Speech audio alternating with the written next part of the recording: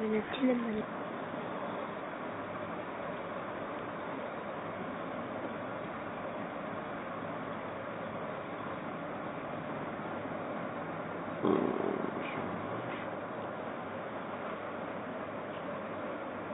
کو اٹینڈ کر لیجیے گا، کال آئے گی تو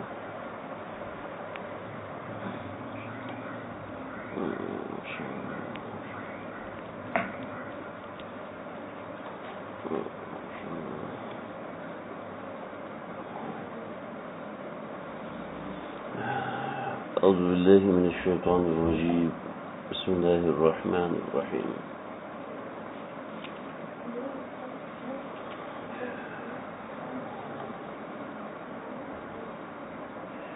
ان الذين آمنوا وعملوا الصالحات لهم جنات تجري من تحتها الأنهار ذلك الفوز الكبير إن بطش ربك لشديد إنه هو يبدئ ويعيد وهو الغفور الودود ذو العرش المجيد فعال لما يريد هل أتاك حديث الجنود فرعون وثمود بل الذين كفروا في تكذيب والله من ورائهم محيط بل هو قرآن مجيد في لوح محفوظ صدق الله العظيم۔ سورۃ البروج، اس کا یہ تیسرا اور آخری درس ہے۔ اس سورت کے اندر جو ضروری تفصیلات تھیں وہ ذکر ہو گئی۔ یہاں پر تقریباً ان چیزوں کا بیان ہے جن کا ذکر پیچھے گزر چکا ہے، اس لیے آج کا درس نسبتاً مختصر ہوگا۔ تو اس اختصاص سے فائدہ اٹھاتے ہوئے جو ہم پیچھے چیزیں پڑھ چکے ہیں، سن چکے ہیں، خاص طور پر 4-5 ضروری اور اہم واقعات جن کا ذکر پورے قرآن میں چلتا ہے، سوائے ایک واقعے کے اس کی جگہ نہیں تھی، میں اس کا کچھ اجمالی خاکہ سا بنا کے لایا ہوں تاکہ قرآن مجید میں جب بھی یہ الفاظ سامنے آئیں گے تو انشاءاللہ یہ چیز سامنے آ جائے گی، اس کی سمجھنا، اس کی تفہیم سازی بہت آسان ہوگی انشاءاللہ۔ نیکی کی توفیق اللہ عطا فرماتے ہیں۔ جو لوگ بھی یہاں پر آتے ہیں، اللہ کا نام سننے کے لیے آتے ہیں، اللہ کا نام لینے کے لیے آتے ہیں، یہ صرف اللہ کی توفیق ہے، صرف اللہ کی توفیق، اپنا کوئی کمال نہیں، یقین جاننا کوئی کمال نہیں۔ تو کتنی بھی ایفرٹ کر لے، تو کتنی بھی سمجھ لیں کہ استغنا دکھا دے، اگر اللہ نے وہ کام کروانا ہے تو کروا کے چھوڑ دے، اور اگر اللہ نے وہ کام نہیں لینا تو ہو نہیں سکتا۔ یہ توفیق اللہ کی طرف سے ہے۔ قرآن سننا، سمجھنے کی کوشش کرنا، سب اللہ کی توفیق ہے، انسان کے اختیار میں نہیں ہے۔ بات اس لیے کہہ رہا ہوں کہ آج میں جو آپ حضرات کی خدمت میں حاضر ہوں، آج میرا 1% بھی آنے کی امید نہیں تھی، 1% بھی۔ ہمارے نعمان بھائی سے بھی بات ہوئی تھی کہ میں آج نہیں آ سکوں گا، تو مفتی شاہ ولی اللہ صاحب دعوت برکات ان کو بھیجنا تھا۔ بس ایسے اسباب بنے کہ بس ایسے حیرت انگیز کام ہوئے، بس اللہ تعالیٰ کرواتے ہیں، انسان کے اختیار میں نہیں ہے۔ کچھ چھوٹا بھوٹا سا اللہ کا نام لینا، اس کا تکرار کر لینا، یہ تقریباً وہ باتیں ہیں جو کہ آپ سن چکے ہیں، جو کہ آپ مختلف طریقوں سے سن چکے ہیں، لیکن تکرار ہے اور تکرار کا فائدہ ہوتا ہے۔ دیکھیں، دل کے دھڑکنے میں تکرار نہ ہو تو انسان زندہ رہتا ہے۔ تکرار سمجھتے ہیں لوگ؟ تکرار مطلب کسی چیز کو بار بار ہونا۔ پنکھا جو گھوم رہا ہے نا، تو اس کے گھومنے میں تکرار ہے۔ تکرار مطلب بار بار ہونا، مکرر، کررا یکرر تقریر، یہ صرف یصرف تصریف، کسی چیز کے پھرنے کو تکرار کہتے ہیں، کسی چیز کا ایک مرکز کے گرد گھومنے کو تکرار کہتے ہیں۔ قرآن مجید میں جو نصیحت کا تکرار ہے، اس کے اتنے فائدے ہیں، اس سے سارا سلوک طے ہوتا ہے، اس سے سارا دین طے ہوتا ہے۔ یہ 5 نمازیں زندگی میں ایک پر پڑھ لی تو کافی ہے نا، بار بار کیوں بھی؟ روزانہ 5 نمازیں کیوں؟ تکرار کے پیچھے کوئی خاص بات تھی؟ روزہ ایک رکھ لیے تو کافی ہے نا، لیکن اللہ نے اس کی ایک مثال بھی دی کہ حج ایک کر لو کافی ہے۔ ایک مثال یہ بھی رکھی، حج ایک کر لو کافی ہے، لیکن اس میں بھی آپ کو چکر لگانے پڑیں گے، اس میں بھی آپ کو چکر لگانے پڑیں گے، تو اس میں ایک ہی بار ہم نے تکرار کروا دیا۔ لیکن ایک مثال وہ بھی رکھی، لیکن باقی چیزوں میں تکرار۔ فَبِأَيِّ آلَاءِ رَبِّكُمَا تُكَذِّبَانِ مَرَجَ الْبَحْرَيْنِ يَلْتَقِيَانِ بَيْنَهُمَا بَرْزَخٌ لَّا يَبْغِيَانِ فَبِأَيِّ آلَاءِ رَبِّكُمَا تُكَذِّبَانِ يَخْرُجُ مِنْهُمَا اللُّؤْلُؤُ وَالْمَرْجَانُ فَبِأَيِّ آلَاءِ رَبِّكُمَا تُكَذِّبَانِ۔ تو اللہ نے تکرار کیا ہے، بار بار تکرار، اپنے نام کا تکرار کیا ہے کئی بہانوں سے۔ اللہ لا الہ الا هو الحی القیوم لا تأخذه سنة ولا نوم هو اللہ الذی لا الہ الا هو عالم الغیب والشہادة هو الرحمن الرحیم هو اللہ الخالق البارئ المصور الجبار القہار الوہاب الرزاق۔ یہ تو اس میں نہیں ہے، میں تو بڑی طرف لگا گیا۔ اللہ نے کیوں تکرار کیا؟ تکرار میں کوئی خاص بات ہے، اس وجہ سے اللہ نے تکرار کیا۔ تو یہ بھی نصیحت کا تکرار ہے، لیکن اور طریقے سے۔ ایسا نہیں ہے کہ انسان کو بوریت ہونا شروع ہو جائے۔ ہاں، جس کو بوریت ہوتی ہے وہ پہلی دفعہ ہی بور ہو جاتا ہے۔ جس کو بوریت نہیں ہوتی، جو سیکھنا چاہتا ہے، جو سمجھنا چاہتا ہے، اس کو سمجھ میں آتا ہے۔ ہاں، ایک بات سمجھ لیں کہ یہ سمجھنا سمجھانا بغیر استاد کے نہیں ہونا چاہیے، بغیر کسی سکھانے والے کے نہیں ہونا چاہیے، ورنہ سوائے گمراہی کے اور کچھ نہیں پھیلتا۔ یہ بات عام طور پہ لوگوں کو بالکل سمجھ میں نہیں آتی۔ وہ اس لیے سمجھ میں نہیں آتی کہ اس کو سمجھنے کی کوشش نہیں کرتے۔ ہر شخص عالم بننے کی کوشش کرتا ہے۔ بھئی ہر شخص ڈاکٹر بننے کی کوشش کرے، کتابیں پڑھ کے تو بن جائے گا؟ یہ آپ کیا کر رہے ہیں؟ اب اس لیے آئے ہیں۔ ہر شخص ڈاکٹر بننے کی کوشش کرے تو بن جائے گا؟ یہ ڈرائنگ ساری اس نے بنائی ہے، اس نے بنائی ہے۔ دیکھیں کلر آدھے خراب آدھے تھے، سارا اس نے بنایا۔ 3 دن تک میں جمعے سے محنت کرتا ہوں، ابھی میں نے اس کو لکھ کے دیا۔ تو میں کیا بات کر رہا تھا؟ بغیر ڈاکٹر جو ہے صرف پڑھنے سے ڈاکٹر نہیں بنتا، کسی کے سکھانے سے ڈاکٹر بنتا ہے۔ ڈاکٹر کے لیے میڈیکل کالج ہونا ضروری ہے۔ کہتے ہیں بندہ انجینئر ہونا چاہیے، ڈاکٹر تو ٹوتھ پیسٹ بھی ہوتا ہے۔ میڈیکل کیا یونیورسٹی انجینئرنگ کی ہونی چاہیے، میڈیکل تو اسٹور بھی ہوتا ہے۔ کسی ایسی بات کی تو کیا ڈاکٹر بغیر کسی سکھانے سے بن جاتا ہے؟ بغیر کسی کے سکھانے سے ڈاکٹر نہیں بن سکتا۔ ارے بغیر کسی، ہاں یہ اٹھا لیں، کیسے اٹھاتے ہیں؟ ہاں اٹھا لیجیے۔ بغیر کسی کے سکھانے کے کوئی موچی نہیں بن سکتا۔ کیوں بھائی؟ ایک چور دوسرے چور کو لے کے جا رہا ہے۔ ہمارے حضرت شیخ داماد برکاتہم نا، ماشاءاللہ زندہ دل آدمی۔ ایک دن ہم حضرت کے ساتھ، بہت پرانی بات ہے، جا رہے تھے، میں گاڑی میں تھا حضرت کے ساتھ، حضرت کا احسان حضرت نے بٹھایا اپنے ساتھ، گاڑی میں تھا حضرت کے ساتھ۔ تو ہمارے حضرت کے کچھ ساتھی ڈاکٹر خرم ہیں اور ڈاکٹر فہد ہے، یہ کچھ ڈاکٹر لوگ تھے، یہ بائکوں پہ حضرت کے ساتھ تھے۔ 1-2 گاڑیاں تھیں، ضمیر بھائی گاڑی چلا رہے تھے، اس نے سب کو بھائی روکو روکو گاڑی روکو، سب کو روکا، سب رک جاؤ۔ تو موٹر سائیکل 4-5 موٹر سائیکل، پیچھے 2-3 ٹیکسیاں نا، سارے سڑک پہ رک گیا۔ اس نے فرمایا کہ دیکھو یہ کیا ہو رہا ہے؟ وہ تھا کہ گدھا گاڑی جا رہی تھی اور اس کے ساتھ ایک چھوٹا گدھا بندھا ہوا تھا۔ تو اس نے فرمایا کہ یہ کیا ہو رہا ہے؟ گدھے کے ساتھ دوسرے گدھے کو لگا، فرمایا یہ ہاؤس جاب ہو رہی ہے، ہاؤس جاب ہو رہی ہے۔ بڑے ڈاکٹر سے چھوٹے ڈاکٹر لگتے ہیں نا، تو اس کو ہاؤس جاب کے تو صرف ہنسانے کے لیے ہے، نہیں ڈاکٹر تو ہماری قوم کے محسن ہے۔ تو مطلب یہ کہ بغیر سکھائے کہ آدمی سیکھ نہیں سکتا، بغیر سکھائے کہ آدمی چل نہیں سکتا۔ تو قرآن سمجھنے کی کوشش ہو تو قرآن فہمی ہو تو کسی کی رہنمائی سے ہو، ورنہ انسان کا دماغ خراب ہو جاتا ہے۔ اچھا اس کا مطلب یہ، تو دوسرے کا مطلب کیا ہے؟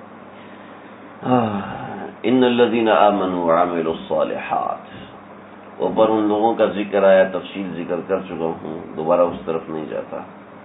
ان الذین آمنوا وعملوا الصالحات، بے شک وہ لوگ جنہوں نے ایمان لایا اور نیک عمل کیے۔ اللہ نے قرآن میں ایمان کو نیک اعمال کے ساتھ جوڑ کے رکھا ہے۔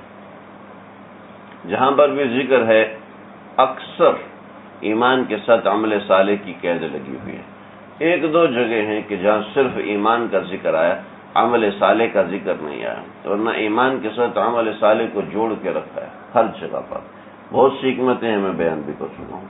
لہم جنات تجری، دوسری بات، دوسری خاصیت سنیے گا، اللہ نے جہاں عذاب کا ذکر کیا ہے وہاں پر اللہ تعالیٰ نے اپنی رحمت کا بھی ذکر کیا ہے۔ جہاں جتنا خطرناک عذاب کا ذکر کیا ہے وہاں اتنی زبردست رحمت کا ذکر کیا ہے۔ اقتربت الساعۃ وانشق القمر، قیامت کو ایسے زور زور سے بیان کیا، ایسے خطرناک انداز میں بیان کیا، اور اس کی اگلی صورت ہے الرحمن علم القرآن، اس کی بہت سختی کا سکون ہے، اس کی آپ کی یہ شیطان ہے نا، شیطان تو کسی طرح کوشش کرتا ہے، دو چار بندے بیٹھے ہوئے ہیں اور ان کو ذرا گھماؤ کسی طریقے سے، چنانچہ جب انقطاع ہو جاتا ہے تو آپ لوگوں کو بھی حرج ہوتا ہوگا، لیکن مجھے بہت زیادہ حرج ہوتا ہے، میں دیکھ نہیں سکتا، اس لیے بہت معذرت۔ اللہ جہاں پر کفر کا ذکر کرتے ہیں وہاں ایمان کا ذکر کرتے ہیں، جہاں عذاب کا ذکر کرتے ہیں وہ جنات کا ذکر ضرور کرتے ہیں۔ چنانچہ پیچھے اللہ نے جہنم کا ذکر کیا، فَلَهُمْ عَذَابُ جَهَنَّمَ وَلَهُمْ عَذَابُ الْحَرِيقِ، تو یہاں پر اللہ جنت کا ذکر کر رہے ہیں۔ ان الذین آمنوا وعملوا الصالحات لهم جنات تجری من تحتها الانہار، اور جنت کے اندر اللہ رب العزت ایک خاصیت ضرور بیان کرتے ہیں، اللہ تعالیٰ جنت کی نہروں کا بیان ضرور کرتے ہیں۔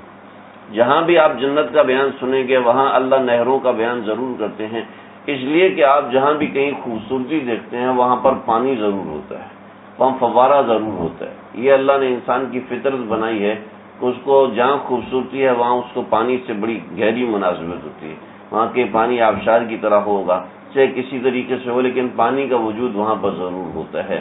تو اللہ نے جنت کے اندر نہروں کا ذکر کیا۔ جنت کی نہریں کیسی ہوں گی؟ جنت کے اندر اللہ رب العزت نے 4 قسم کی نہروں کا ذکر کیا، بعض مقامات پر 5 قسم کی نہروں کا ذکر کیا ہے، کہ ایک پانی کی نہر ہوگی، ایک دودھ کی نہر ہوگی، ایک شربت کی نہر ہوگی، ایک شراب کی نہر ہوگی، ایک شہد کی نہر ہوگی۔ تو یہ مختلف قسم کی نہروں کا ذکر کیا، اور وہ نہریں ایسے نہیں ہوں گی کہ جیسے ہم دنیا کی نہریں ہیں، بلکہ وہ نہریں اللہ رب العزت آدمی کے مزاج کے مطابق چلائیں گے۔ اللہ جی یہ نہر گھر کی چھت کے اوپر سے گزرنی چاہیے، یہ نہر چھت کے نیچے سے، فرش کے نیچے سے گزرنی چاہیے، اس نہر کا پانی جو ہے وہ شیشے کی طرح صاف ستھرا ہو، اور اوپر شیشہ لگا اور نیچے سے یہ نہر گزر رہی ہو، اور یہ آدمی چاہے گا نہیں گھر کے درمیان سے یہ نہر گزرنی چاہیے، ایک شیشے کی لائن بنی ہو۔ یہ ہمارے بزرگان دین نے بتایا، میں کو اپنی طرف سے گھڑ نہیں رہا، اپنی طرف سے مزہ پیدا کرنے کے لیے نہیں کر رہا، بزرگان دین سے سنا کہ اللہ انسان وہاں پر نخرے کرے گا، اللہ جی اس نہر کا ایسے مزہ نہیں آ رہا، اس نہر کو آپ دیواروں کے اندر سے گزار دیجئے، تو اللہ اس نہر کو دیواروں سے گزاریں گے اور وہ دیواروں سے نہریں نظر آ رہی ہوں گی۔ ایسے عالی شان محلات اللہ دنیا میں دیں گے۔ عبد الرحمن ثالث نے ایک محل بنایا تھا، اس محل کے اندر اس نے نہریں بنائی تھیں، لیکن اس نے نہریں بنائی تھیں پارے کی نہریں بنائی تھیں۔ پارا یہ جو ہمارے تھرمامیٹر میں چھوٹا سا ہوتا ہے نا، تو اس پارے کی اس نے نہریں بنائی تھیں۔ اس پارے کی خاصیت یہ ہے کہ اس کے اوپر روشنی پڑتی ہے تو یہ چمکتا ہے، چنانچہ وہ دن کی روشنی کے اندر وہ ایسا نظر آ رہا ہوتا تھا جیسے کہ انگارہ ہے، لیکن اس پارے کا اثر ایسا ہوتا تھا کہ جتنی گرمی باہر ہوتی تھی اتنی ٹھنڈک اندر ہوتی تھی، یعنی کہ فل ایئر کنڈیشن بن جاتا تھا۔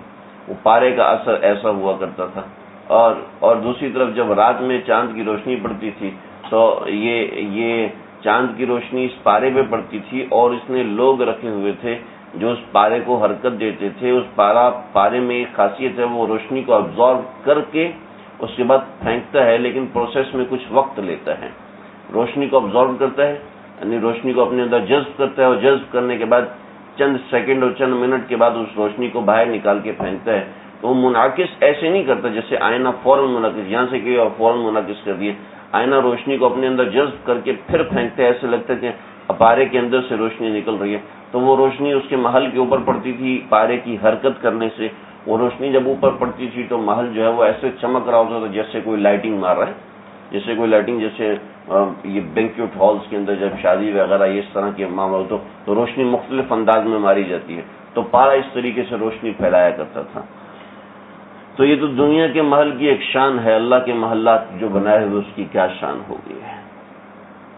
ذالک الفوز الکبیر، کہ بہت بڑی کامیابی ہوگی۔ اللہم اجعلنا منہم، اللہ ہم سب کو یہ کامیابی عطا فرما۔ ان بطش ربک لشدید، یہ کفار یہ اس کام کے اوپر، اپنے کاموں کے اوپر مطمئن نہ ہو جائیں، یہ سمجھتے ہیں کہ ہم تو اتنے مسلمانوں کو مار رہے ہیں، اتنے مسلمانوں پہ ظلم کر رہے ہیں۔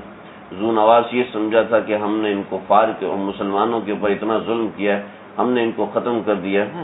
ان بطش ربک لشدید، بے شک ہماری پکڑ بہت شدید ہے، ہماری پکڑ بہت شدید ہے۔ دیکھیں اللہ رب العزت کی 1500 نام کتابوں میں درج ہیں، ٹھیک، 1500 نام وہ ہیں جو کہ قرآن مجید اور احادیث میں آئے ہیں، 99 نام وہ ہیں جو کہ ایک روایت میں آئے ہیں، جو آپ کو قرآن مجید میں شروع میں مل رہے ہوتے نا، یہ 99 نام وہ ہیں جو کہ ایک روایت میں ہیں، ایک حدیث میں ہیں۔ امام بخاری نے اس روایت میں 88 ذکر کیے ہیں، دیگر محدثین نے 99 ذکر کیے ہیں جو کہ آپ کو قرآن مجید کے شروع میں ملتے ہیں۔ تو یہ 99 نام ایک حدیث میں آئے ہیں، اس طرح ملا کے کل 1500 نام، صرف نام اللہ رب العزت کے یہ کتابوں میں ذکر ہیں، قرآن و حدیث کی کتابوں میں ذکر ہیں۔ یہ 1500 نام اللہ کے ہیں، یہ سارے کے سارے صفت رحم پہ دلالت کرتے ہیں، سوائے ایک نام کے، اور وہ نام ہے المنتقم۔ المنتقم پکڑنے والا۔ المنتقم کا مطلب ہے کسی نے جس کا ترجمہ ہم کہتے ہیں انتقام لینے والا، اس کا اصل مطلب ہے پکڑنے والا۔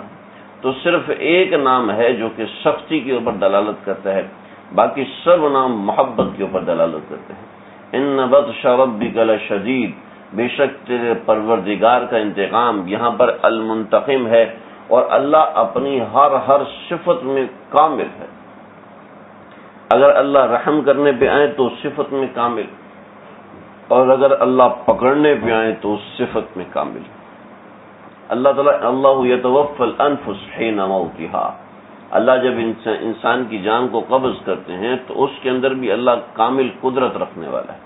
اس وقت بندہ رونا شروع کر دے، اللہ جی میری جان قبض نہ کرو، تو اب کہ جی اللہ تعالیٰ غفور الرحیم تو نہیں ہے، اس لیے کہ اللہ نے میری جان قبض کر لی اور میرے بھائی کی جان قبض کر لی، میرے فلاں کی جان قبض کر لی، اللہ نے جان قبض کی، اللہ تعالیٰ رحیم نہیں ہے۔ دیکھو نہیں، اس وقت اللہ کی خاص صفت کا ظہور اس شخص کے اوپر ہے، اور اب تم جو بھی کر لو تمہارے اوپر دوسری صفت کا ظہور نہیں ہو سکتا، اس لیے کہ اللہ اپنی اس صفت میں کامل ہے۔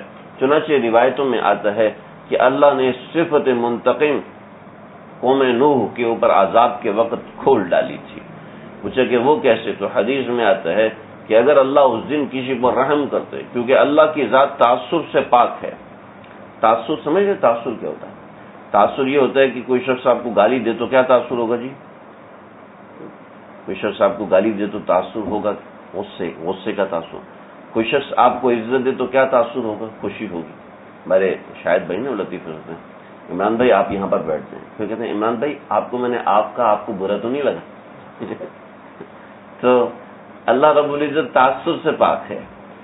اگر کوئی رو رہا ہے اور چیخ رہا ہے، چنگاڑ رہا ہے، تو اللہ تعالیٰ اس سے اثر نہیں لیتے، اور کوئی گناہ کر رہا ہے تو اللہ رب العزت اس سے اثر نہیں لیتے۔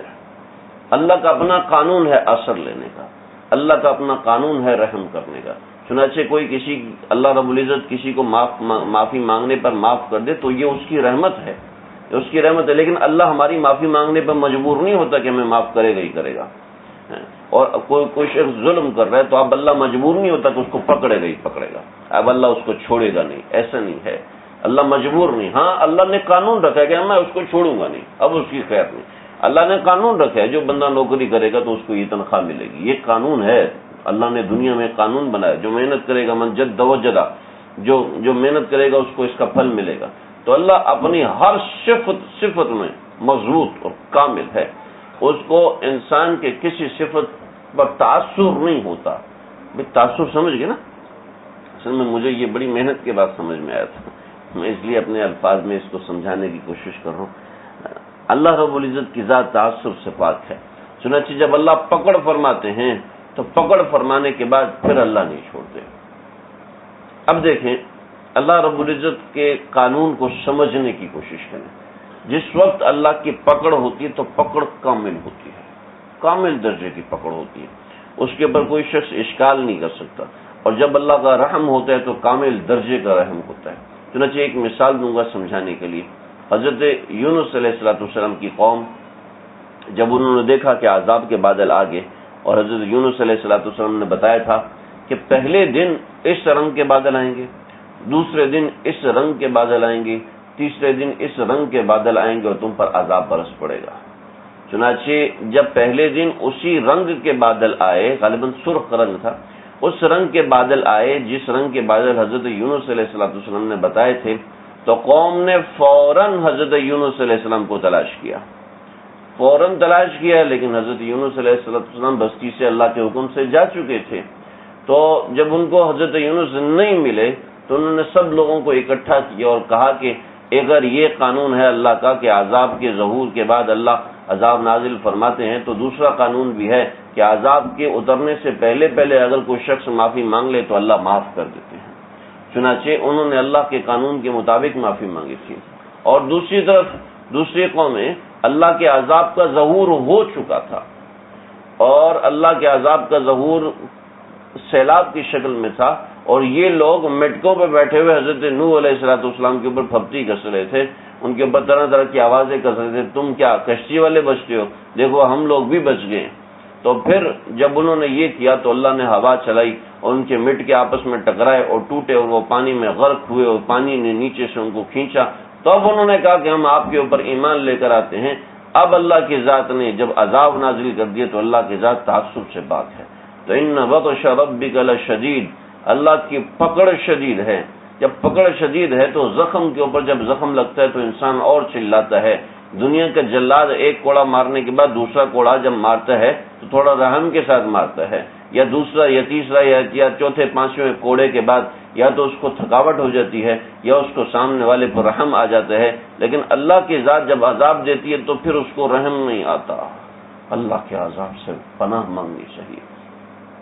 چنانچہ ہمارے عارفی صاحب رحمۃ اللہ علیہ، حضرت ڈاکٹر عبدالحی عارفی رحمۃ اللہ علیہ فرمایا کرتے تھے، دیکھو اگر گناہ ہوتا ہے تو کوئی بات نہیں، اللہ سے معافی ضرور مانگتے رہو۔ جو شخص معافی مانگتے رہتے تو عذاب کا ظہور نہیں ہوتا، لیکن جو شخص معافی نہیں مانگتا اور عذاب کا ظہور ہو جائے، پھر وہ جتنا بھی چلائے، جتنا بھی روئے، جتنے بھی صدقے دے، پھر اس سے عذاب واپس نہیں ہوتا، کیونکہ اللہ اپنی صفت عذاب کو نازل کرنے میں قادر اور مطلق ہے۔ جب وہ نازل ہو گیا اب کوئی نہیں بچا سکتا۔ یہ شرکیہ جملہ ہے، اللہ مارے تو محمد بچائے، محمد مارے تو کوئی نہ بچائے صلی اللہ تعالی علیہ وسلم، یہ شرکیہ جملہ ہے۔ جب اللہ مارنے پہ آگے تو اب کوئی نہیں بچا سکتا۔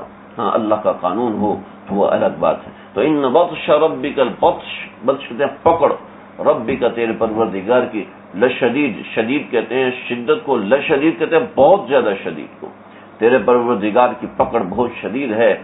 اللہ ہماری اس پکڑ سے حفاظت فرمائے۔ دیکھیں اللہ رب العزت کی پکڑ عام طور پر جو ہوتی ہے وہ زبان کے غلط استعمال کی وجہ سے ہوتی ہے، سمجھیں؟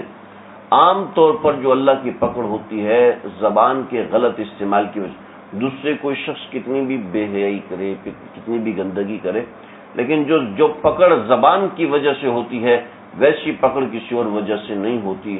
حضرت عمر فاروق رضی اللہ تعالیٰ عنہ یہ بھی ظلم کرتے تھے، اور ابو جہل بھی ظلم کرتا تھا، لیکن ابو جہل ظلم کے ساتھ زبان غلط استعمال کرتا تھا، حضرت عمر فاروق نے زبان غلط استعمال نہیں کی۔ اور ابو لہب ظلم نہیں کرتا تھا، لیکن اس نے زبان کا غلط استعمال کیا۔ جب زبان کا غلط استعمال کیا تو اللہ نے تبت یدا ابی لہب وتب نازل کرتے ہیں۔ ابو جہل کو بھی، ابو لہب کو، حالانکہ ابو لہب چچا تھا، بعض لوگوں کو غلط فہمی ہو جاتی ہے کہ وہ ابو جہل کو بھی چچا بول دیتے ہیں۔ ابو جہل نبی کریم صلی اللہ علیہ وسلم کا چچا نہیں تھا، ابو جہل بن حشام تھا، حشام کسی اور قریش میں سے تھا، لیکن قریش قبیلہ بنو مخزوم سے تھا، اور حضرت آپ صلی اللہ علیہ وسلم کا جو خاندان تھا وہ بنی ہاشم تھا، وہ بنی ہاشم تھا، بنی مخزوم الگ تھا، بنی ہاشم الگ تھا۔ چنانچہ کچھ لوگ جو ابو جہل کو چچا کہہ دیتے ہیں، وہ چچا کہنا غلط ہے، وہ تو ابو لہب چچا تھا، تو ابو لہب کے دھوکے میں آ کے کچھ لوگ ابو جہل کو بھی چچا بول دیتے ہیں، تو چچا نہیں تھا، تو ابو لہب چچا تھا، لیکن چچا ہونے کے باوجود جب زبان کا غلط استعمال کیا تو اللہ کی پکڑ عام طور پر زبان کے غلط استعمال پہ آتی ہے، اور زبان کا غلط استعمال عام طور پر غصے میں ہوتا ہے، لہذا کبھی غصہ آئے تو بڑوں اور چھوٹوں سے زبان نہ کھولیں، کبھی غصہ آئے بڑوں چھوٹوں سے زبان کھولنے سے کیا ہوتا ہے، زبان سے کبھی بڑا بول نکل جاتا ہے جو اللہ کو پسند نہیں آتا، اور پھر کیا ہوتا ہے میں کیا بتاؤں۔ حضرت بہت بڑے ابو عبداللہ رحمۃ اللہ علیہ، بہت بڑے عالم، بہت بڑے اللہ والے، زبان سے تنزیہ زبان سے نکل گیا کہ یہ عیسائی لوگ پتہ نہیں کیسے بتوں کو پوجتے ہیں اور کہتے ہیں ہم مسلمان ہیں، ان کو سمجھ نہیں، ان کو عقل نہیں ہے۔ یہ بات نکلی زبان سے، کہنے لگے یہ بات نکلی، حالانکہ دل میں کوئی تحقیر نہیں تھی، یہ بات زبان سے نکلی، اللہ نے ایمان چھین لیا، پورے 1 سال تک خنزیر چرائے، 1 سال تک خنزیر چرائے، جس کی ہزاروں خانقاہیں ہوں، 2000 خانقاہیں تھیں جن کی، ہمارے حضرت کی کتنی خانقاہیں، حضرت والا رحمۃ اللہ علیہ کی کتنی خانقاہیں، 100 200 300 500 600 1000 ہوں گی، ابو عبداللہ رحمۃ اللہ علیہ 2000 خانقاہیں، اور جس زمانے میں نیٹ ورکنگ سسٹم بھی نہیں ہوا کرتا تھا، 2000 خانقاہیں، اور پھر کیسا نظام ہوگا، کیسا مضبوط ربط و رابطہ ہوگا، نیٹ ورکنگ سسٹم کے بغیر کوئی ایک پیغام بھیجنا تو گھوڑے والے کو بھیجو، اتنا مضبوط نظام، لیکن اللہ نے ایمان چھین لیا۔ ان بطش ربک لشدید، اللہ ہماری حفاظت فرمائے۔ انہ هو یبدئ و یعید، وہ ابتدا کرنے والا ہے اور واپس بھی لوٹانے والا ہے، انسان کو پیدا کرنے والا ہے اور موت دینے والا بھی ہے۔ ہندوؤں کا عقیدہ یہ ہے آج کے زمانے میں، اور کفار کا عقیدہ اس زمانے میں یہ تھا کہ پیدا کرنے والی ذات الگ ہے اور موت دینے والی ذات الگ ہے۔ اللہ نے قرآن میں بے شمار مقامات پر اس کو واضح فرمایا ہے کہ پیدا کرنے والی ذات بھی وہی ہے جو کہ موت دینے والی ہے۔ عام طور پہ یہ تاثر ہوتا ہے کہ جس نے پیدا کر لیا اب وہ موت کیسے دے گا، یا تو اس نے پیدا کرنے کی غلطی کی تھی یا پھر موت دینے میں غلطی کر رہا ہے، اور اللہ کی ذات تو غلطی سے پاک ہے۔ نہیں، ایسا نہیں ہے، یہ نظریہ بالکل غلط ہے، میں جواب دے چکا ہوں بڑی تفصیل سے۔ انہ هو یبدئ و یعید، وہ ابتدا کرنے والا ہے، اور یعید، اور وہی واپس لوٹانے والا ہے۔ اور نہ صرف یہ کہ وہ جبرن کرتا ہے، وہ هو الغفور الودود، وہ اتنی طاقتور ہے لیکن وہ ایسی طاقت کرنے کے باوجود معاف کرنے والا ہے، ودود اور محبت کرنے والا ہے۔ ودود اس محبت کو کہتے ہیں جو بے اختیار ہو، کوئی بچہ کبھی ایسا کام کرتا ہے اور ماں اس کو بے اختیار چوم لیتی ہے تو اس کو ودود کہتے ہیں، اس کیفیت کو۔ وہ الغفور الودود، اللہ تعالیٰ بندے سے اس طرح پیار کرتے ہیں، واہ۔ ذو العرش المجید، اس کی طاقت یہ ہے کہ وہ پاکیزہ عرش والا ہے۔ پاکیزہ عرش کیا ہے؟ آج تک ہماری فلکیات یہاں تک نہیں پہنچی کہ عرش کہاں تک ہے، عرش کہاں پر ہے۔ اللہ نے قرآن میں اور اللہ کے نبی نے احادیث میں بیان فرمایا کہ عرش کہاں پر ہے، 7 آسمان، یہ ابھی تک ہم پہلے آسمان تک نہیں پہنچے جی، 7 آسمانوں کے بعد پھر اللہ رب العزت نے وہاں پر ایک مقام بنایا جسے ایک باؤنڈری وال کہتے ہیں، اس کا نام سدرۃ المنتہا ہے۔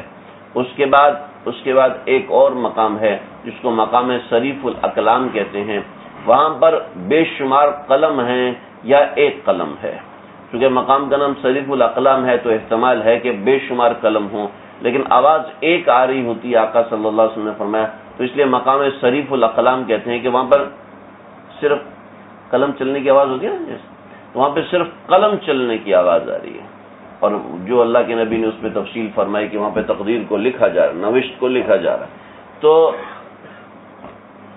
صریف اقلام ہے، اور صریف اقلام کے بعد نور کے 70,000 پردے ہیں، اور 70,000 پردوں کے بعد اللہ رب العزت کا عرش ہے۔ وَيَحْمِلُ عَرْشَ رَبِّكَ فَوْقَهُمْ يَوْمَئِذٍ ثَمَانِيَةٌ، 8 فرشتے اس عرش کو لے کر آئیں گے، اور وہ 8 فرشتے کے کندھوں پر عرش کتنا بڑا ہوگا، حالانکہ ان کے چہرے کی لمبائی اتنی زیادہ ہے جتنا زمین اور آسمان کا فاصلہ ہے، اور وہ بھی 8 لوگ ہوں گے جن کے کندھوں پر اللہ کا عرش اٹھا ہوا ہوگا. ایسا عظیم الشان اللہ کا عرش ہوگا جس کے چاروں طرف نور کے پردے ہوں گے، 70,000 پردے ہوں گے. کسی میں ہمت نہیں ہوگی کہ اس کو نظر اٹھا کے دیکھ سکے، اور اللہ جلال میں ہوں گے اور اللہ تعالیٰ جبروت میں ہوں گے اس وقت. اور پھر انسان انہ بزج، انسان اس کے سامنے ایسے ہوں گے. بزج کہتے ہیں جیسے بکری کا بچہ پیدا ہوتا ہے، پیدا ہو کر وہ اٹھ نہیں سکتا تو اس کو کہتے ہیں بزج. صرف اتنی سی دورانیے کو جو 1-2 گھنٹہ اٹھ نہیں سکتا تو کہتا ہے انہ بزج. تو یہ بزج ہے، کیا کر رہے ہو؟ انہ بزج، کہ یہ بزج ہے، یہ اٹھ نہیں سکتا. تو انسان، اور اس میں آپ لوگوں نے پتہ نہیں دیکھا ہے کہ نہیں، میں نے دیکھا ہے کہ اس کی دم ہل رہی ہوتی ہے، وہ اٹھنے کی کوشش کر رہا ہوتا ہے اور اس کے دم کا حصہ پیچھے ہوتا ہے اور اس کی ٹانگیں کانپ رہی ہوتی ہیں، اپنی جگہ سے اٹھ نہیں پا رہا ہوتا لیکن اٹھنے کی مسلسل کوشش کر رہا ہوتا ہے. اس پیٹ اس کا اندر کو دھسا ہوتا ہے، اس کے پورے جسم کے اوپر پانی سے آیا ہوا ہوتا ہے. انہ بزج، انسانوں کی اس وقت یہ حالت ہوگی. حفاتن عوراتن، ننگے بدن، ننگے سر، ننگے پاؤں ہوں گے. فعال لما یرید، اور نہ صرف یہ کہ وہ اس کے پاس اتنی بڑی کبریائی ہے، وہ دنیا میں جو چاہتا ہے کرتا ہے. جسے چاہتا ہے امیر بناتا ہے، جسے چاہتا ہے غریب بناتا ہے، جس کو چاہتا ہے شکست دیتا ہے، جس کو چاہتا ہے اللہ والا بنا دیتا ہے، جس کو چاہتا ہے اپنے دربار سے نکال دیتا ہے. فعال لما یرید، جو چاہتا ہے وہ کر گزرتا ہے. پھر هل اتاک حدیث الجنود، کیا تمہیں خبر نہیں پہنچی لشکر والوں کی؟ کہ کون لشکر والے؟ فرعون و ثمود، فرعون کا لشکر تھا اور سمود کا لشکر تھا، جو یہ کہتے تھے کہ ہم سے من اشد منا قوہ، کہ ہم سے بڑھ کے کوئی طاقتور نہیں ہے. اور فرعون کہتا تھا کہ میں ہی خدا ہوں، انا ربکم الاعلی، کہ میں ہی پروردگار ہوں، میں ہی پیدا کرنے والا ہوں. بل الذین کفروا فی تکذیب، یہ ایسے نہیں ہے بلکہ یہ تمام کفار فی تکذیب، جھوٹے تھے، غلطی پر تھے. واللہ من ورائہم محیط، اور اللہ ان کو چاروں طرف سے گھیرے ہوئے. ورا کا ترجمہ پیچھے کا ہے. ورا کا ترجمہ یہ جو میرے پیچھے ہے اس کو کہتے ہیں من ورائی، میرے پیچھے ہے. تو ورا کا ترجمہ پیچھے کا ہے، لیکن اللہ کے لیے ورا کا ترجمہ پیچھے سے ہم نہیں کر سکتے. ٹھیک ہے، یہ متشابہات قرآنی میں سے. دیکھیں قرآن کے اندر مختلف چیزیں محکمات ہیں، محکمات واضح. اقیم الصلاۃ، نماز پڑھو. کیسے پڑھنی ہے ابھی نہیں پتا، لیکن پڑھنے کا حکم دے دیا، بس پڑھنے کا جو حکم ہے یہ محکمات میں سے واضح حکم ہے، اس سے پیچھے نہیں ہٹ سکتے. اور دوسرے جو حکم ہے متشابہات، جن کا ترجمہ تو ہمیں معلوم ہے، معنی معلوم نہیں ہے. میں تفصیل بتا چکا ہوں. ترجمہ معلوم ہے کہ یوم یکشف عن ساق ویدعون الی السجود، اللہ اپنی پنڈلی سے کپڑا ہٹائیں گے اور لوگوں سے کہیں گے کہ سجدہ کرو. ترجمہ ہمیں معلوم ہے، یوم یکشف عن ساق، پنڈلی سے کپڑا ہٹانا، اس کا ترجمہ ہمیں آتا ہے، لیکن معنی کیا ہے ہمیں نہیں پتا. معنی کیا ہے کہ پنڈلی سے کپڑا ہٹے گا، کیا مطلب ہے اس کا؟ اللہ تعالیٰ کی پنڈلی ہے، اللہ کی پنڈلی چلو ہے تو کیسی ہے؟ اللہ کی پنڈلی دیوار کی طرح ہے، اللہ کی پنڈلی ہوا کی طرح ہے، اللہ کی پنڈلی پانی کی طرح ہے. کس طرح ہمیں نہیں پتا. تو اس قسم کے احکامات کو کہتے ہیں متشابہات. واللہ من ورائہم محیط، اللہ ان کے چاروں طرف گھیرے ہوئے ہے. ورا کا ترجمہ پیچھے کا ہے، لیکن ہم اس کا معنی چاروں طرف سے کریں گے، کیونکہ اللہ رب العزت کی ذات کے لیے کوئی جہت نہیں ہے کہ اللہ اس طرف ہے. کوئی کہہ سکتا ہے اللہ اس طرف ہے؟ نہیں. فولی وجہک شطر المسجد الحرام، تو حکم ہے کہ مسجد حرام کی طرف چہرہ کرو. ایک ڈائریکشن اللہ نے دے دی، ایک نظام ہے، تو اس ڈائریکشن کے اوپر آپ نے چلنا ہے. لیکن اینما تولوا فثم وجہ اللہ، تم جہاں چہرہ کرو گے اللہ اس طرف پائے جاؤ، اللہ اس طرف پائیں، اللہ کو اس طرف پاؤ گے. واللہ من ورائہم محیط بل ہوا قرآن مجید. اور یہ ایک بڑی باعظمت کتاب ہے، اور نہ صرف ایسی کتاب ہے، فی لوح محفوظ، فی لوح محفوظ. یہ ساری کی ساری باتیں قرآن میں درج ہیں، اور قرآن کا ہے فی لوح محفوظ، لوح محفوظ میں ہے. لوح محفوظ ایک تختی کا نام ہے. وہ تختی کیسی ہے، یہ بات بھی متشابہات میں سے ہے. پتہ نہیں کیسی تختی ہے، ہماری تختی کی طرح تختی ہے، دیوار کی طرح تختی ہے، پانی کی طرح ہے، انسان کی طرح ہے، انسان کے سر کی طرح ہے، پاؤں کی طرح، انگلی کی طرح، کس طرح کی تختی ہے؟ فی لوح محفوظ، لوح کہتے ہیں تختی کو، محفوظ کہتے ہیں محفوظ تختی کے اندر ہے۔ یہ قرآن مجید وہاں پر بھی ویسے ہی محفوظ ہے جیسے ہمارے سامنے رکھا ہوا ہے، اس کے نہ زبر میں فرق ہے، نہ زیر میں فرق ہے، نہ نقطے میں فرق ہے، نہ کسی آیت میں فرق ہے۔ یہ ہماری سورۃ البروج مکمل ہوئی۔ اللہ تعالی ہمیں سمجھنے کی، اللہ اپنی کبریائی کو سمجھنے کی توفیق عطا فرمائے۔ وآخر دعوانا الحمدللہ رب العالمین۔ یہ کچھ چیزیں میں نوٹ کر کے لایا تھا، ایک دو باتیں اور بھی کرنا تھی، درس کے دوران آ رہی تھی، مجھے ذہن میں نہیں رہا۔ جو میں نے آپ سے عرض کیا کہ قرآن مجید کسی کی رہنمائی میں پڑھنا چاہیے، کسی کی رہنمائی میں سیکھنا چاہیے، اس کے بارے میں ایک دو باتیں عرض کروں گا۔ پہلے میں اس کو بتا دوں، خواتین کے پاس یہ چارٹ نہیں ہے تو ہو سکتا ہے ان کو سمجھ میں نہ آ سکے۔ ابھی آپ لوگوں کو نظر آ رہا ہے؟ تو اس کو تھوڑا ٹیڑھا کرتے ہیں۔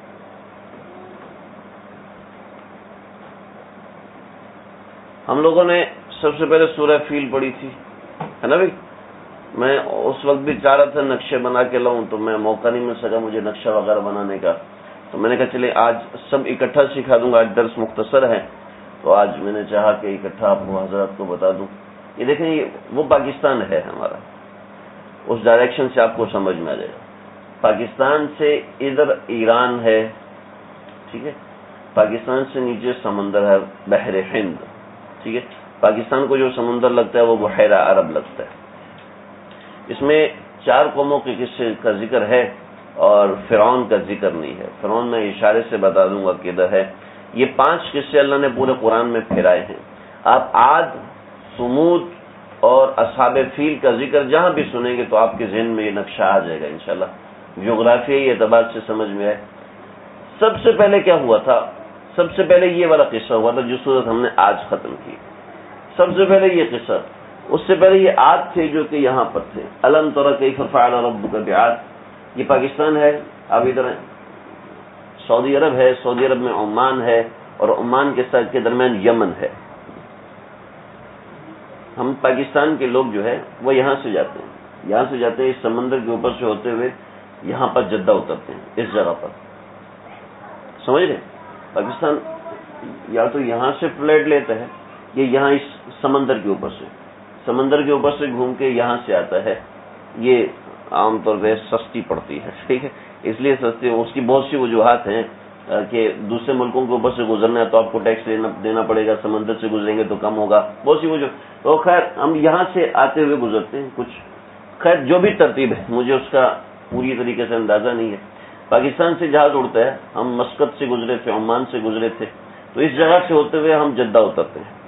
تو جدہ سے جو ادھر ہے پہلے علاقہ جہاں سے ہم احرام باندھتے ہیں اس کو یلملم کہتے ہیں۔ جو یلملم ہے وہ یمن کے اندر ہے، سمجھ لیں؟ یمن سے ہم احرام باندھتے ہیں، اور یہ یمن میں ایک جگہ ہے صنعاء، آج بھی صنعاء موجود ہے۔ صنعاء یمن کا ایک شہر ہے، مرکزی شہر ہے۔ صنعاء کے اندر اصحاب اخدود کا قصہ ہوا تھا۔ یہاں ذو نواس یوسف بادشاہ تھا، اس نے اصحاب اخدود کو قتل کیا تھا، اصحاب اخدود میں یہ شامل تھا، تو اصحاب اخدود کا قصہ یہاں پر ہوا تھا۔ یہ جب اصحاب اخدود کا قصہ یہاں پر ہوا تو ایک شخص یہاں سے بھاگا، یہ عدن آیا، اور عدن سے اس نے سمندر پہ بحری جہاز پکڑا اور چلتے ہوئے ایران گیا۔ ایران سے اوپر ہے شام، یہاں پر شام ہے، تو یہ شام پہنچا، اور شام پہ اس نے جا کے کیسر روم سے کہا کہ میری مدد کرو، تو کیسر روم نے ابرہہ اور اریقت کو بھیجا جو کہ یہاں سے آئے تھے، تو یہاں سے آئے اور اس نے یمن پہ آ کے اٹیک کیا، یمن پہ آ کے اٹیک کر کے ذو نواس یوسف کو ختم کیا۔ یہ ایک روایت ہے۔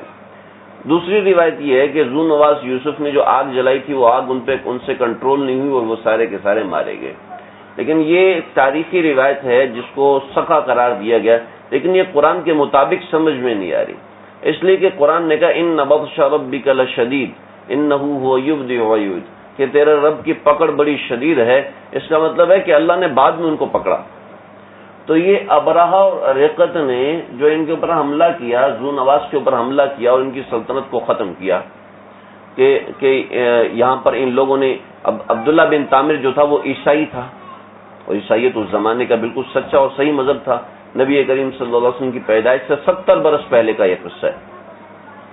تو یہاں پر عبداللہ بن تامر چونکہ عیسائی تھا، قیصر روم بھی عیسائی تھا، تو قیصر روم نے ابرہہ اور اریقط کو بھیجا، جو یہ دونوں بھی عیسائی تھے اور یہ حبشی اور نسل تھے، عیسائی تھے، تو اس وجہ سے آپ نے سنا ہوگا نجاشی وہ بھی عیسائی تھا، کہ نجاشی جو ہے وہ چلتے چلتے ابرہہ اور اریقط ہی کی وجہ سے آگے بادشاہ بنا تھا، تو وہ بھی عیسائی تھا، تو نجاشی بھی عیسائی تھا، تو یہ عیسائیت کا مذہب لے کر آئے تھے ابرہہ اور اریقط۔ یہاں پر ابرہہ اور اریقط کی آ کے لڑائی ہوگی، ابرہہ نے اریقط کو مار دیا، تو اریقط یا اربات مختلف قسم کے، یا اریات، یہ مختلف نام ہیں، تو بہرحال مجھے جو یاد ہے میں نے وہ لکھ دی۔ تو یہاں سے پھر اس نے جب صنعاء کے اندر اپنا کعبہ بنایا تھا، کعبے کے اوپر آ کے کسی نے گندگی کی، تو گندگی کرنے کے بعد اس کو غصہ آ گیا اور اس نے کہا میں کعبۃ اللہ پہ چڑھائی کروں گا۔ چنانچہ یہ یہاں سے نکلا، صنعاء سے نکلا اور جازان پہ پہنچا، پھر ابہا پہنچا اور پھر یہاں تک پہنچا۔ یہاں پر پہنچ کے اس نے طائف آیا، اور طائف کے بعد یہ عرفات پہنچا، اور عرفات سے آگے وادی منی سے پہلے وادی محصر آتی ہے۔ وادی محصر آج بھی یہ وادی موجود ہے۔ وادی محصر پر اللہ رب العزت نے الم تر کیف فعل ربک باصحاب الفیل، یہ یہاں پر ان کا قصہ ہوا تھا، اصحاب فیل کا قصہ ہوا۔ تو یہاں پر وادی یہ میں نے نشان لگائی، یہ اصل تو یہ جگہ ہے۔ تو وادی محصر مینا اور عرفات کے درمیان ایک وادی ہے، تو وہاں پر اس کا قصہ ہوا تھا اصحاب فیل کا۔ تو یہ یہاں پر ہوا، اور اس سے اوپر یہ جدہ ہے، اور پھر اس سے آگے دوسرا یہاں پر عراق شروع ہو جاتا ہے، تو عراق کے اوپر شام ہے۔ یہاں پہ قوم سمود آباد تھی، وَثَمُودَ الَّذِينَ جَابُوا الصَّخْرَ بِالْوَادِ، یہاں قوم سمود مراد تھی۔ تو یہ جو ہم نے قصے پڑھے ہیں یہ سارے اس خطہ عرب کے اندر تھا، اور ان کو میں نے جیسے عرض کیا، یہ وہ قصص ہیں جن کو القوم البائدہ کہتے ہیں، یعنی کہ وہ قومیں جو کہ ختم ہو چکی ہیں۔ یہاں جو یہ علاقہ ہے، یہ علاقہ مصر کا علاقہ کہلاتا ہے، مصر کا علاقہ، اور مصر کے اس علاقے کے اندر فرعون تھا، اور فرعون اور حضرت موسیٰ علیہ السلام کا قصہ جو آپ حضرات نے سنا ہے، اور فرعون کا جو بھی معاملہ تھا، حضرت موسیٰ علیہ السلام یہاں سے داخل ہوئے تھے بغداد، پھر عراق، اور پھر مصر میں حضرت موسیٰ کی حکومت ہوئی۔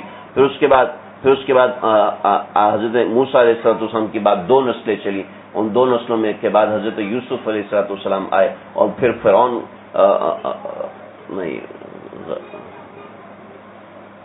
یہ کچھ اوپر نیچے ہو، حضرت موسیٰ علیہ السلام سے حضرت یوسف علیہ السلام حضرت موسیٰ علیہ السلام سے 2 نسلیں پہلے تھے، اور فرعون جو رامسیس فرعون تھا، حضرت موسیٰ علیہ السلام حضرت یوسف علیہ السلام نے مصر پہ حکومت کی تھی، اور پھر حضرت موسیٰ علیہ السلام جو تھے وہ مصر سے ہجرت کر کے یہاں شام میں آئے تھے۔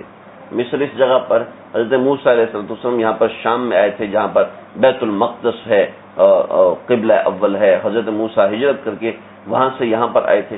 تو یہ سارا قصہ جو حضرت موسیٰ علیہ السلام کی قوم، جو وہ عام طور پہ 5ویں قوم ہے جس کا ذکر نہیں ہو سکا، باقی جو 3-4 قصے ہم نے ابھی تک اما پارے میں پڑھے، تو یہ یہاں پہ آ کے جمع ہو رہے ہیں۔ اللہ تعالیٰ مجھے آپ کو ہم سب کو سمجھنے کی توفیق عطا فرمائے۔ وآخر دعوانا الحمد للہ رب العالمین۔ بسم اللہ الرحمن الرحیم۔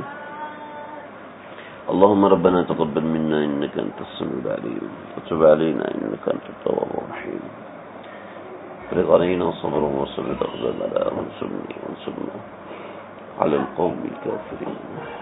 اے اللہ مجھے ہم سب کو اپنے پیار کی دولت عطا فرمائیے، قرآن پڑھنے کی دولت عطا فرمائیے، قرآن سمجھنے والا بنائیے۔ اے اللہ قرآن میں دلچسپی رکھنے والا بنائیے۔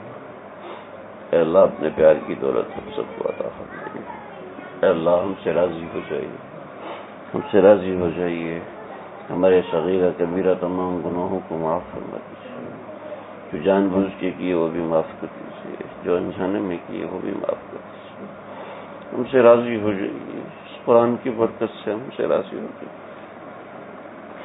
اگر تو ہم سے ناراض ہے تو ہم سے بڑا خسارہ والا کوئی نہیں۔ اگر تو ہم سے راضی ہے تو دنیا کی تکالیف کچھ بھی نہیں ہے۔ اے اللہ آپ ہم سے راضی ہو جائیے۔ اپنے قوموں کے قصے سنا ہے، قرآن میں اپنی لوری سنائی ہے۔ اے اللہ ہم کو اس کی مٹھاس بھی عطا فرما دیجیے، اس کی چاشنی عطا فرما دیجیے، اس سے تعلق عطا فرما دیجیے۔ اے دونوں جہانوں کے پروردگار، اے دونوں جہانوں کے پالنہار، اے اللہ ہم سب کے گناہوں کو معاف فرمائیے۔ اس قرآن کی برکت سے جنہوں نے دعاؤں کا حق کہا ہے، اللہ جی سب کی دعائیں قبول فرما لیجیے۔ خاص ہمارے آصف بھائی نے دعاؤں کا کہا ہے، اللہ جی ان کو زرینہ صالح اولاد کی دولت سے نواز دیجیے، زرینہ صالح اولاد کی دولت سے نواز دیجیے۔ ہمارے نعمان کے بیٹے عبداللہ اور حسن کو صحت کلی عطا فرمائیے، صحت کاملہ عاجلہ مستمرہ عطا فرمائیے۔ ہمارے خالد صاحب کی جملہ مقاصد حسنہ پورے فرما دیجیے۔ اے اللہ جو رکاوٹیں ہیں ان کو دور فرما دیجیے، جو تکالیف ہیں ان کو ہٹا دیجیے۔ جو لوگ بیمار ہیں اللہ سب کو صحت کلی عطا فرمائیے۔ جو گھروں میں بیمار ہیں، ہسپتالوں میں بیمار ہیں، محتاج ہیں، غریب ہیں، نادار ہیں، معذور ہیں، مایوس ہیں، اللہ سب کی سن لیجیے، سب کو بگڑی بنا دیجیے، سب کو صحت کاملہ عاجلہ مستمرہ عطا فرمائیے۔ جن کی روزی آپ نے تنگ کی ہے اللہ جی کھول دیجیے، جن کے اسباب آپ نے تنگ کی ہیں اللہ جی اسباب کو اپنے فراخی عطا فرمائیے۔ غموں کو خوشیوں سے تبدیل فرما دیجیے، تکلیفوں کو راحتوں سے تبدیل فرما دیجیے۔ اللہ ہم سب کی دعائیں سن لیجیے، اس قرآن کی برکت سے پورے محلے والوں میں عام فرما دیجیے۔ قرآن کی برکت ہم سب کو نصیب فرما دیجیے، اس بیٹھنے کو قبول فرما دیجیے۔ اللہ ان آنے والوں کے قدموں کو اپنی نجات کا باعث سمجھتا ہوں، اللہ ان کے آنے کو قبول فرمائیے، میرے بیٹھ جانے کو قبول فرمائیے، اس بول دینے کو قبول فرمائیے، غلطیوں سے پردہ پوشی فرمائیے۔ اللہم ربنا تقبل منا انک انت السمیع العلیم وتب علینا انک انت التواب الرحیم۔ صلی اللہ تعالی علی خیر خلقہ محمد وآلہ وصحبہ اجمعین۔ رحمتک یا ارحم الراحمین، ربنا تقبل منا۔